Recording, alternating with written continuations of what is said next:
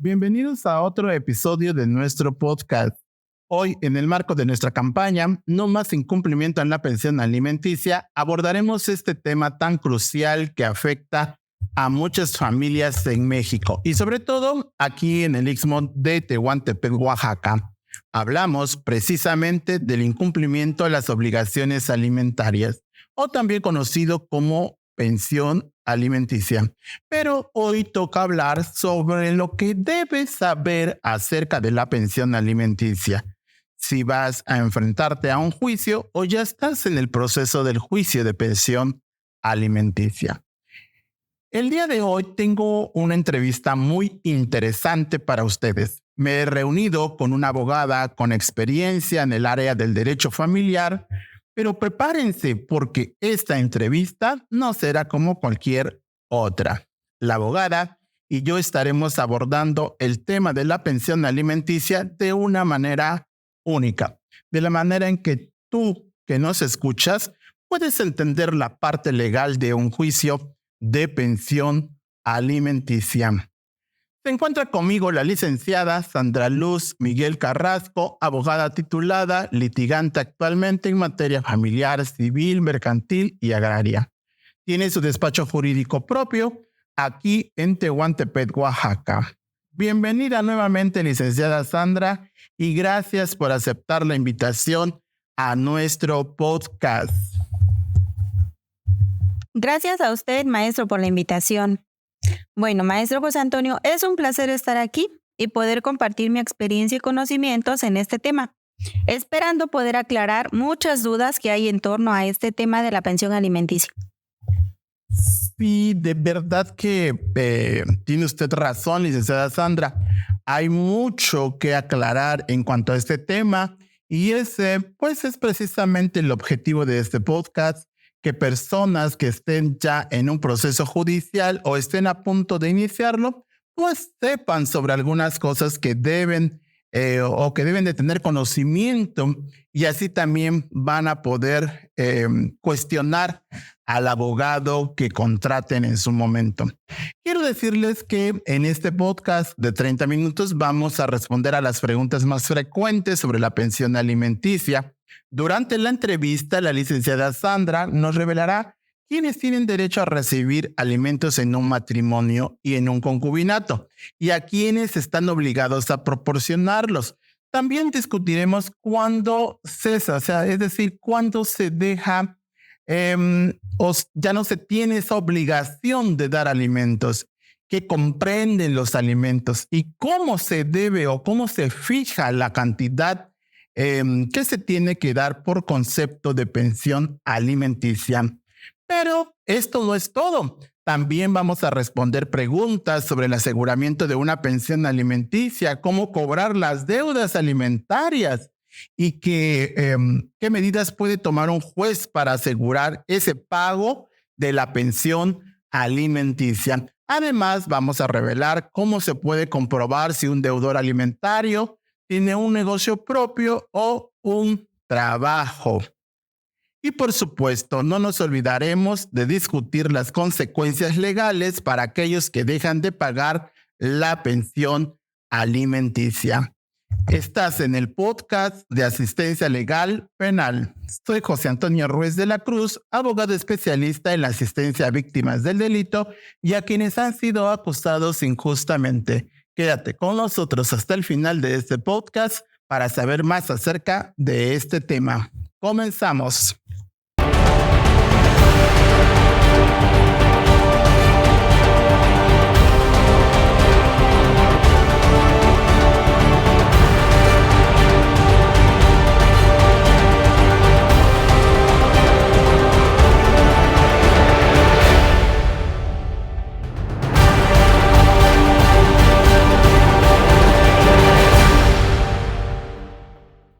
Fíjense que pues yo soy muy en pro de la equidad de género y pienso que tanto el hombre como la mujer son iguales ante la ley. Aclaro, ante la ley. Para que no nos metamos en este rollo del feminismo. Entonces, bajo ese contexto, licenciada Sandra, en un matrimonio, ¿quién tiene la obligación de dar alimentos? ¿La esposa o el esposo o ambos? Cuéntenos. Sí, maestro, entiendo lo de la equidad de género. Pero antes de contestar a su pregunta y a las subsecuentes, quiero aclarar que mis respuestas estarán basadas en el Código Familiar para el Estado de Oaxaca, el cual es el código que actualmente nos rige aquí en el Estado, en específico en materia familiar. Y otras respuestas las basaré en algunas jurisprudencias de la Suprema Corte de Justicia de la Nación. Solo que daré esas respuestas de una forma que puedan entenderlo. Digo, sin palabras jurídicas. O sea, ya sé que el objetivo de su podcast es precisamente que la información va dirigida para aquellas personas que no tienen conocimiento acerca del derecho. Sí, muchas gracias, licenciada Sandra, por la aclaración. Y tiene mucha razón. Lo importante es que las personas que nos escuchan pues logren entender la información que queremos transmitirles. Entonces, díganos, licenciada Sandra, ¿quién tiene derecho a proporcionar alimentos?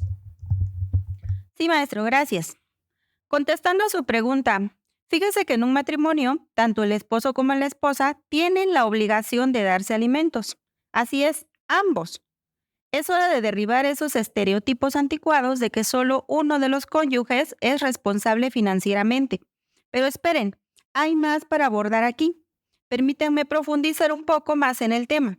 Pero también deben saber que en un concubinato, de igual forma que en un matrimonio, tanto el concubino como la concubina tienen la obligación de darse alimentos. Y tanto en el matrimonio como en el concubinato, los alimentos deben de ser recíprocos, es decir, por igual. Ok, entiendo entonces, o vamos a entender que en los deberes del hogar, si para el pago de la pensión alimenticia, pues es por igual, entonces en los deberes del hogar, pues también todo tiene que ser por igual. No es que porque seas mujer te toca barrer, lavar, limpiar, cuidar a los hijos, o porque tú seas el hombre, a ti te toca ir a buscar los alimentos. Bueno, a veces, pues, dar solo amor no es suficiente, ¿verdad? Hay que trabajar. Alguien tiene que trabajar. Entonces, Sí, efectivamente, maestro. Tal parece que el amor dentro del matrimonio, dentro del concubinato, pues no son suficientes. El matrimonio como tal va más allá que solo darse amor. Pero bueno, eso es otro tema del que creo que no nos toca hablar el día de hoy. sí es cierto, no vamos a hablar el día de hoy sobre ese tema. Igual y haremos un podcast acerca de ese tema. Bueno, ahora ya hablamos en el matrimonio, pero en general, licenciada Sandra, ¿quiénes tienen derecho ahora a recibir los alimentos? Coméntenos, por favor. Sí, maestro, gracias. El derecho a recibir alimentos lo tienen los hijos menores de edad, quienes son los primeros en esta lista. Pero también figuran los hijos mayores de edad con discapacidad o incapacidad, lo cual no puede permitir que ellos se hagan valer por sí mismos. Y obviamente no nos olvidemos del cónyuge o el concubinario que no puede trabajar debido a una enfermedad o a su avanzada edad. Todos ellos merecen recibir los alimentos necesarios. Ok, entiendo que estos tienen ese mismo derecho de recibir los alimentos. Desde luego, en un juicio habría que comprobar pues esa necesidad de recibir los alimentos. No es porque pues ya soy de la tercera edad y bueno, necesito los alimentos, ¿no? Habría que comprobarlo también.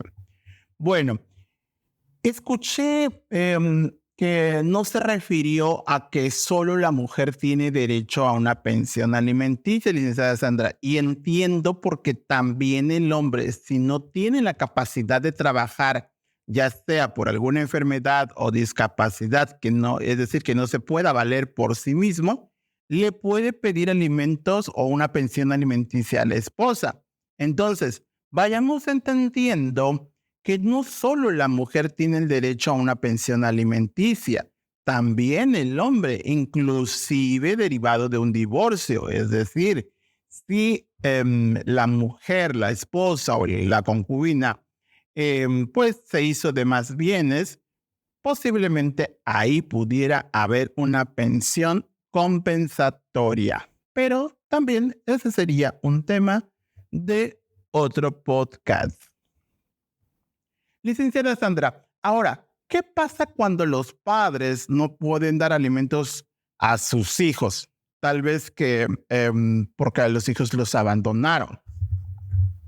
Sí, maestro. Bueno, de acuerdo con nuestro código familiar, los padres están obligados a dar alimentos a sus hijos. A falta o por imposibilidad de los padres, la obligación recae en los demás familiares, ya sea por parte del papá o por parte de la mamá, los cuales son quienes estuvieren más próximos. Por otra parte, los hijos están obligados a dar alimentos a los padres cuando estos los necesitaran. A falta o por imposibilidad de los hijos, lo están los familiares más próximos, ya sea del padre o de la madre, como son los hermanos de estos.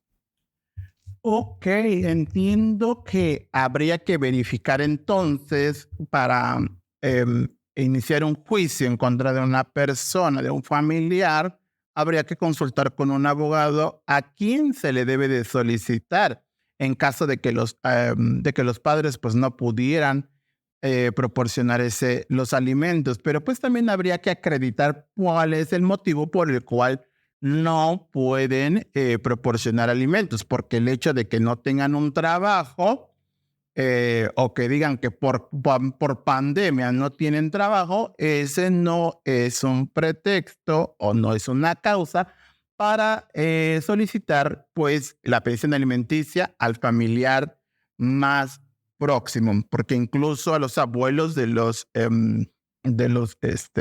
hijos se les puede solicitar la pensión alimenticia para los nietos, desde luego, pero habría, como les vuelvo a repetir, habría que cubrir ciertos requisitos. Hay que demostrar que el padre o la madre pues está imposibilitada para otorgar una pensión alimenticia. Pero ahora, licenciada Sandra, algo que muchos se han de preguntar: ¿cuándo se deja de proporcionar pensión alimenticia? Sobre todo pienso que esta pregunta se la han de hacer muchos deudores alimentarios que se les descuenta directamente desde su nómina. ¿Cuándo ya dejan ellos de tener este descuento? Pero vamos a hablar en general. ¿Cuándo se deja ya de proporcionar una pensión alimenticia? Sí, maestro. Bueno, hay algunos supuestos de los cuales vamos a comentar. La obligación deja de ser como tal una obligación, según nuestro código familiar, y los ejemplos van a ser los siguientes. Primero que nada, cuando dejan de necesitarlo. Esto es una cuestión bastante amplia, porque cada uno de los ejemplos que se darán es realmente porque ya se dejó de necesitar. Cuando el cónyuge abandona el domicilio conyugal, dice nuestra legislación que en este supuesto es porque se aleja uno de los cónyuges del domicilio sin el conocimiento o la autorización del otro cónyuge. Simple y sencillamente lo abandona sin mostrar ninguna circunstancia de necesidad. Otro ejemplo sería por violencia familiar por parte del acreedor alimentario. El acreedor alimentario es la persona que está recibiendo los alimentos. Entonces, si el hijo, vamos a poner este supuesto, genera violencia en contra del padre que le proporciona alimentos, pero lo tiene de manera fundada, es una de las razones por las cuales ya no tiene la obligación de seguir proporcionando estos alimentos. Otra situación es cuando se da el divorcio, pero dentro del divorcio hay ciertas características que ya hemos tratado en algunos podcasts anteriores respecto de por qué y cuándo ya no se van a necesitar los alimentos. Vamos, ya no hay un estado de necesidad dentro de ese matrimonio que se acaba de disolver. Otro ejemplo, el recurso o el contenido de la pensión alimenticia se utilice para un vicio o cuando el hijo cumpla la mayoría de edad. Ojo, aquí hay una situación importante porque los hijos, han habido ejemplos en donde siendo menores de edad no están asistiendo a la escuela y esa cantidad económica que el padre o la madre en su caso está depositando como pensión alimenticia, lo utilizan para pagar vicios de cuáles, por ejemplo, el alcohol, drogas, el consumo de algunos estupefacientes, por ejemplo, puede ser también el hecho de las apuestas en general. Si no lo destina para su formación profesional, hablando de los estudios, y lo utilice o lo desvíe para una cuestión diversa y el padre lo prueba, pues evidentemente la obligación ya no persiste, ¿ok?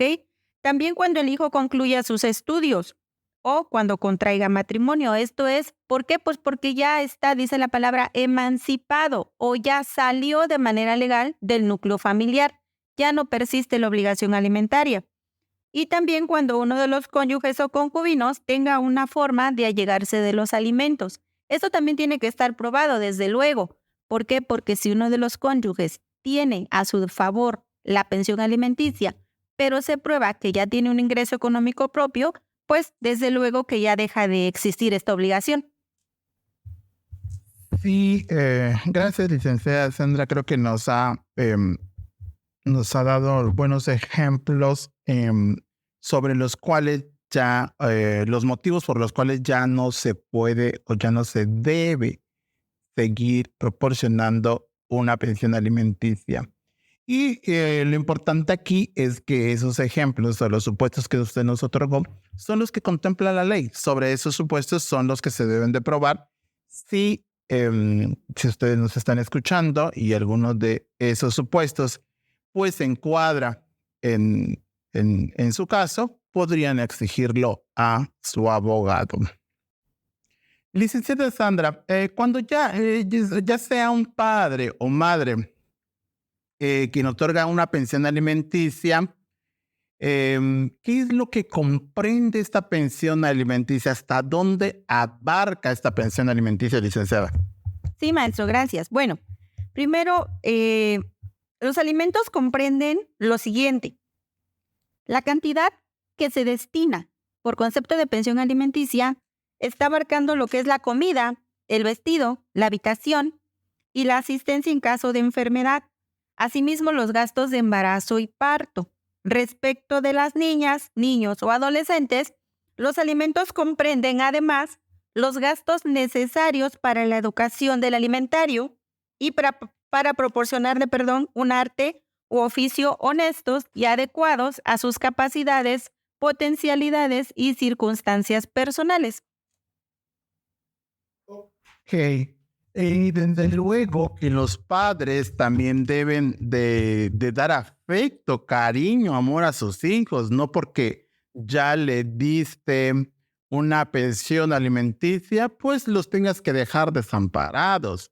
Por favor, entiéndanlo, tanto padres como madres, los hijos tienen el derecho de convivir con sus padres, con ambos, no por el hecho de que el padre, ojo aquí con las mamás, no por el hecho de que el papá no esté proporcionando alimentos, se le tenga que negar la convivencia al hijo, no al padre, al hijo es al que le están negando esa convivencia porque el derecho es de los hijos, no son de los padres. Entonces, a quien terminan afectando al final de cuentas, pues es a sus hijos, ¿sí? Porque ustedes posiblemente lo están haciendo con la finalidad de presionar al padre para que pueda pagarla, para que pague la pensión alimenticia, pero lo único que hacen es perjudicar emocionalmente a sus hijos. Pasando a otro tema, licenciada Sandra, ¿cuándo se fija la cantidad que debe pagar el deudor alimentario por concepto de pensión alimenticia? Sí, maestro, esa es una muy buena pregunta. Sobre este tema no hay como una base legal en la que se pueda decir una cantidad en específico. Sin embargo, nuestro código establece que es conforme a la necesidad de quien los pide y conforme a las posibilidades de quien los debe dar. Por ejemplo, vamos aquí a dejar un ejemplo un poquito sencillo. Le voy a poner dos. Primero, tenemos el supuesto de que un deudor alimentario o el obligado a dar la pensión trabaja en la Paraestatal de Petróleos Mexicanos. Sabemos perfectamente que tiene un ingreso catorcenal, tiene prestaciones, tiene ingreso seguro, vamos a llamarlo así. Y su hijo, evidentemente, ya probó la mamá que tiene la necesidad de recibir los alimentos desde el solo hecho de acreditar que es su hijo, ¿ok? Está estudiando. Ahora, ¿de qué manera pueden determinar la cantidad? Porque esta cantidad se va a descontar independientemente de que la juez otorgue un 18, un 20%, según las necesidades que probó la madre al presentar la demanda, se va a descontar de manera directa de la nómina del papá. Como consecuencia, no tenemos tanto problema porque el papá ya probamos, o a través de la prueba que se llama de informes, ya aseguró la titular o el titular del juzgado que evidentemente tiene un ingreso. Entonces se le va a descontar y no habría mayor problema. ¿Dónde inicia el problema? Cuando el deudor o la persona que va a pagar esos alimentos no tiene un ingreso fijo. El ejemplo que les voy a dar es el siguiente.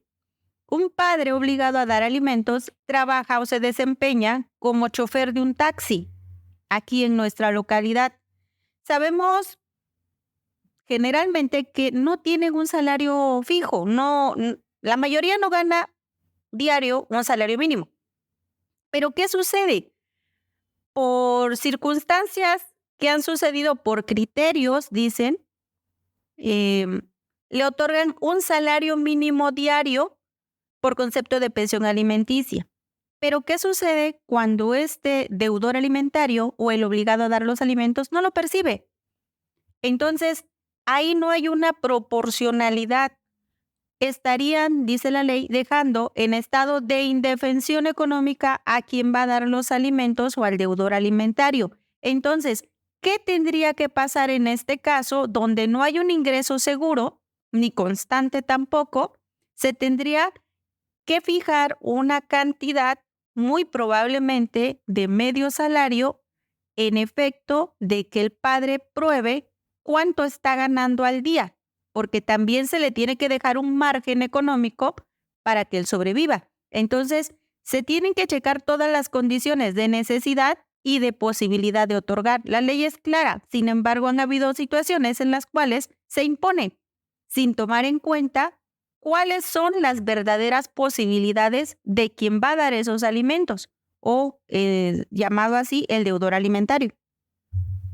Sí, tiene mucha razón, licenciada Sandra. Fíjese que ese ejemplo que usted nos puso del taxista es muy interesante porque podríamos decir que la cantidad que puede haber fijado la juez en salarios mínimos y que pudiera rebasar los 6,000 pesos, vamos a decirlo así. Y podríamos estar pensando que pues es justo, o sea, 100 pesos, porque nadie sobrevive con 100 pesos. El problema es, como lo dijo usted, un taxista, bueno, al menos aquí en el Istmo, pues no gana arriba de esa cantidad porque tendría que estar ganando arriba de esa cantidad para que pudiera proporcionar la cantidad que le exige el juez. Entiendo, pero hay veces que los jueces o hay jueces que de verdad no se toman la molestia para razonar un poco de cómo deben de fijar estos parámetros. Pienso que debería haber una reforma legal sobre este tema para que jueces como la juez de lo civil de Tehuantepec, Oaxaca, pueda fijar una pensión alimenticia provisional. O creo que sería, más factible mandar a capacitar a este tipo de jueces. Entiendo que pues al presidente del Tribunal Superior de Justicia del Estado de Oaxaca pues no le importan las injusticias que se cometen en este juzgado. Por eso mantienen aún a su titular, a la licenciada Ana Luisa Hernández González, en ese juzgado civil de Tehuantepec. Pero hay algo muy importante y del cual muchas personas tienen dudas también, licenciada Sandra. ¿Cómo se puede asegurar una pensión alimenticia? Es decir, ¿cómo un juez puede garantizar que se esté pagando esa pensión alimenticia? Sí, maestro, es muy cierto. Existen muchas dudas en este sentido. Bueno, la pensión alimenticia, de acuerdo con nuestro código, puede asegurarse a través de una garantía, ya sea prendaria, un aval, una fianza, una hipoteca u otras garantías que cumplan con los requisitos legales establecidos. Ahora, En un juicio de pensión alimenticia, el juez familiar puede asegurar el pago de la pensión de forma provisional a través de medidas cautelares. También este punto ya lo habíamos tocado en un podcast anterior, y como el cual el embargo de bienes o el bloqueo de cuentas bancarias del deudor alimentario caben en este supuesto, y el descuento de un porcentaje al salario del deudor si es que tuviera un trabajo fijo, como el ejemplo que le poníamos hace un momento. Sí, tiene mucha razón, licenciada Sandra, y es la manera en que se tendría que estar fijando esa pensión alimenticia. Pero, licenciada Sandra, si el deudor alimentario no tiene un salario o un trabajo fijo, ¿cómo se le requiere entonces para que pague? ¿O cómo se fija una pensión alimenticia cuando no se puede hacer, pues, por porcentaje, por descuento, como bien lo comentaba usted, licenciada? Sí, maestro. Bueno, en estos casos, dicha pensión alimenticia se fija a través de un salario mínimo. La misma Suprema Corte de Justicia de la Nación ha establecido que si el deudor no tiene trabajo fijo, entonces debe requerirse un salario mínimo. Pero volvemos al supuesto. Imagínense que ahorita, de acuerdo con el salario mínimo, muchas personas no ganan ese salario mínimo. Entonces, en muchas ocasiones, sí resulta desproporcional, incluso fijar por salarios mínimos. Pero ahora, vamos, si el deudor tiene un negocio propio, hay maneras de probar estos ingresos. Se puede solicitar informes al SAT, al municipio si es que paga impuestos, realizar una inspección al lugar, testigos de que el negocio es propiedad del deudor, poder obtener notas de venta, facturas, informes bancarios, toda la documentación que arribe al juez de que esta persona tiene un negocio y gana más del salario mínimo. En este supuesto, luego de probar todas estas cuestiones, entonces estaría siendo proporcional luego de haber probado que efectivamente gana más de un salario mínimo, gana más de la obligación que se le estaría imponiendo. Ahora, si no sabemos dónde trabaja la persona, ¿qué podemos hacer? Bueno, se pueden solicitar informes al Seguro Social si es que esté dado de alta en el seguro, y el Seguro Social nos puede informar qué patrón lo tiene dado de alta, y desde luego que informe el Seguro Social los datos del patrón para que así el juez esté en condiciones de girar el oficio de descuento.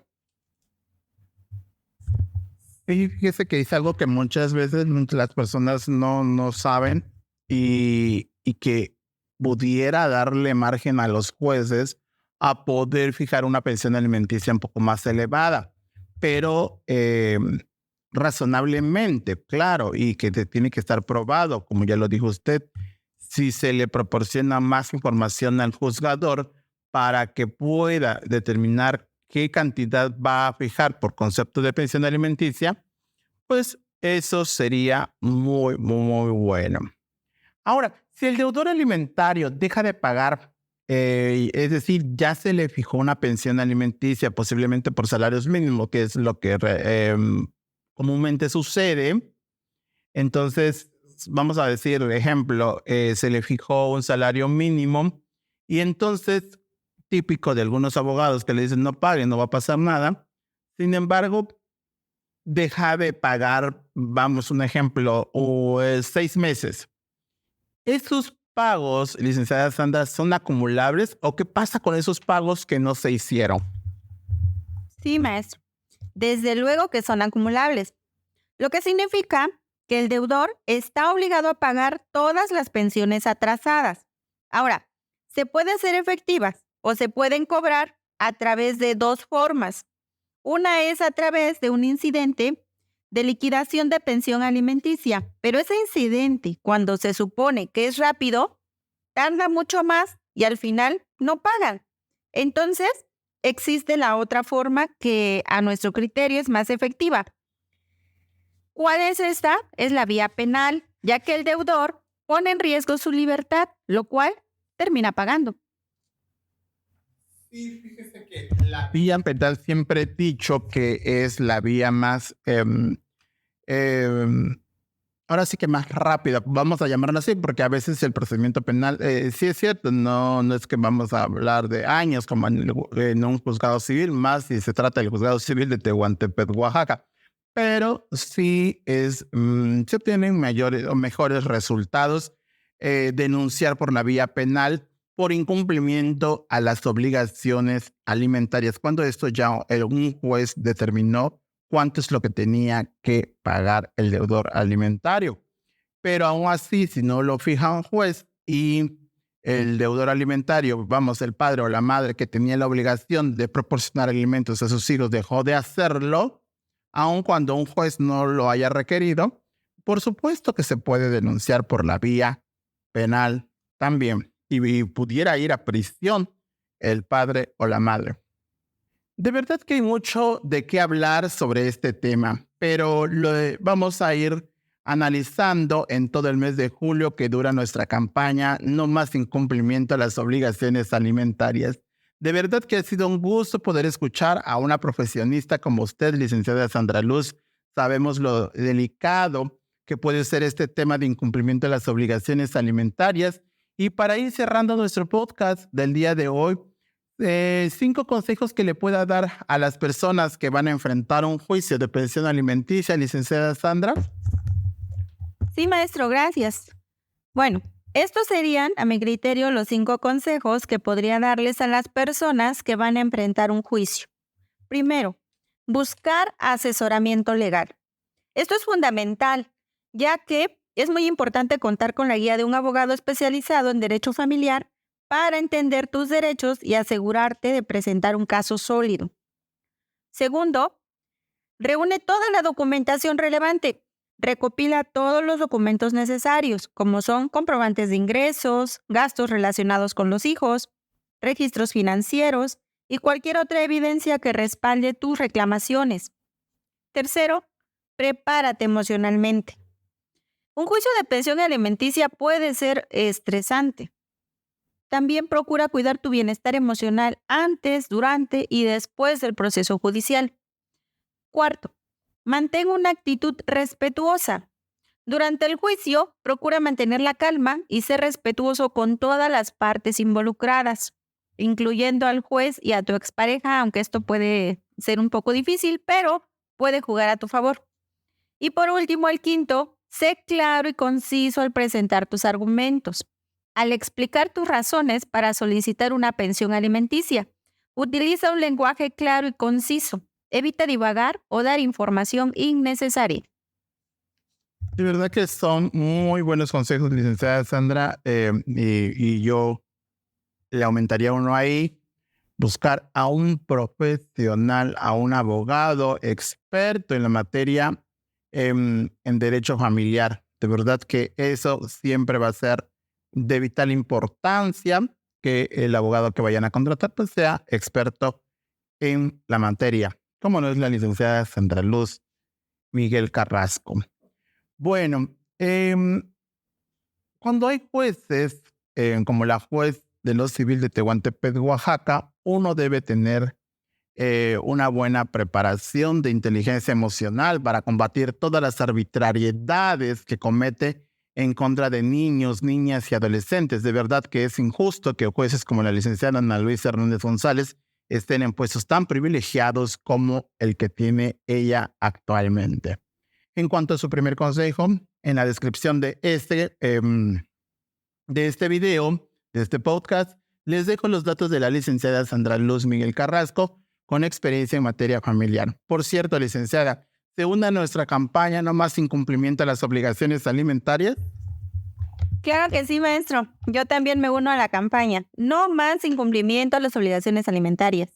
Durante todo el mes de julio que dura la campaña, a las mujeres que necesiten una asesoría legal en relación con una pensión alimenticia conmigo, la primera asesoría será totalmente gratuita. Recuerden que no están solas.